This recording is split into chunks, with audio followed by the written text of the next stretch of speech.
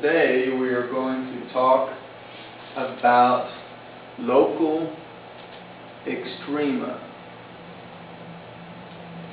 sometimes called relative extrema. So, extrema is the, is that going to focus? Okay, there we go. Extrema is the plural form. I guess a singular would be an extremum. But these are also sometimes called relative extrema or local extrema. So what we want to do is we want to find the local extrema of a graph. Now, the definition for an extremum can be either a maximum value or a minimum value. And for it to be local, it has a pretty strict definition that we discussed in class and that I won't try to cover in this short little clip. But you'll want to make sure, the student will want to make sure and read that definition and understand it. But we will demonstrate here how to find the local extrema on a curve like this polynomial here. We will first take the derivative. So we'll find the derivative of y. Y prime will equal, let's see, that'll be x to the 4 plus x cubed minus 12x squared. We will like to know what are the critical numbers of our function y, but the critical numbers are where y prime is undefined or where it's equal to 0. Well, y prime is never undefined, but it might be equal to 0. Let's find the zeros of the derivative. Let's factor out x squared.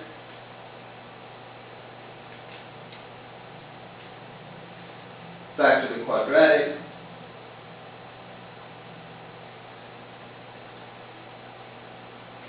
And we see that the roots of the derivative are 0, negative 4, and 3, which means that the critical numbers of y are negative 4 from that root, 0 from this root, and 3. Now what we're going to do is consider the values of y prime, the derivative of our function. We're going to consider where this derivative is positive and negative so that we can use our behavior theorem to identify where the function is increasing and decreasing. Now we know where the derivative is equal to 0. It's equal to 0 at negative 4, it's equal to 0 at 0, and it's equal to 0 at 3. So here we are on a little number line, sort of like our x-axis, where we have negative 4, 0, and 3. We know that y prime is equal to 0 at those values. Well, if it's not equal to 0, then the derivative is positive or negative. Let's check some value to the left of negative 4, like say negative 5.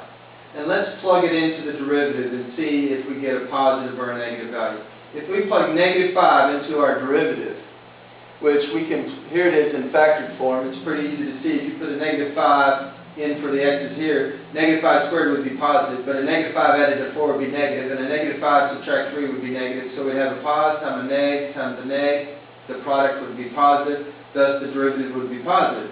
Now that means that it's positive for all the values out here, because if there was some, it's a continuous function. If there was some other place where it wasn't positive and it turned negative, that means there would have to be some place where it was 0, because 0 falls between any positive and negative number. And we know that the only places where y prime is 0 is negative 4, 0, and 3. Therefore, once we establish that y prime to the left of negative 4 is positive somewhere, we know it's always positive to the left of negative 4.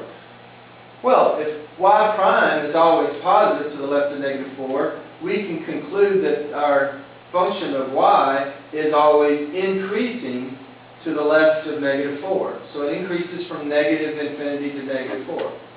Now let's find out what's happening on the other side of negative 4, but before 0. What's the sign of the derivative for values in between negative 4 4 and 0. Well, we'll set some number like negative 2. If we put negative 2 into the derivative, let's put it into the factored form. Negative 2 plus 4 is positive, but a negative 2 minus 3 is negative, and anything squared is positive, so we have a positive times a negative, that's a negative product.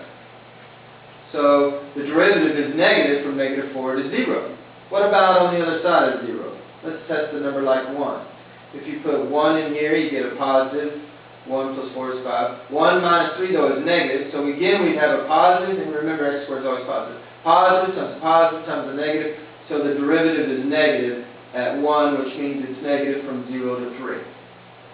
Oh, well, if the derivative is negative over both of those intervals, that means the function is decreasing over both those intervals. And it may decrease or increase on the other side of 3. Let's find out. Let's test some number like 4. If we plug 4 up here, we get 4 plus 4 is positive. 4 minus 3 is positive. 4 squared is positive. All the factors of the derivative would be positive, so the product would be positive. Oh, so after 3, it starts to increase again. The curve will start to increase again. Because remember, our behavior theorem says that if the derivative is positive over an interval, then the curve is increasing.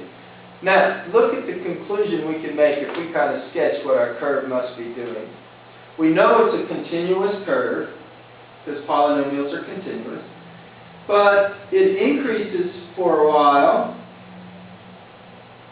until it gets to negative 4. Then it decreases until it gets to 0. But wait a minute, at 0, oh, it continues to decrease again. Now we know at 0 the derivative should be 0, so we see a little flattening place on the curve of y. But on the other side of 0, the derivative is still negative, so the function continues to decrease. And we decrease all the way to 3, but then we must, the derivative is 0 at 3, so it must flatten out. But from then on, it's going to increase, so it goes back up. Here is where we would have a horizontal tangent, right there, and right there. But this place and this place, when x is 3 and when x is negative 4, correspond to extrema on the curve, local extrema on the curve. This one will be a maximum value, a relative maximum anyway, because we see that the curve is going to get ever larger. From now on, it's going to increase, so it'll eventually get really large and surpass this point. But this is a local, meaning relative to the points around it, this is a maximum value, whatever it is. And this point, when x is 3, the point on the curve when x is 3, will be a local minimum, because relative to the points around it, it'll be a minimum value. So we need to find those 2 points, because we were supposed to find all the extrema. So we will evaluate the function at negative 4. That means we're going to put negative 4 into the original curve. We plug it in up here, and we'll get some number. I won't bother to calculate it by hand. It's 315 1/5. And then this value, plug in 3, put it into the original function, and we see that when x is 3, the y value is going to be negative 39.15. And so this is a relative or local maximum, and this one is a local or relative minimum.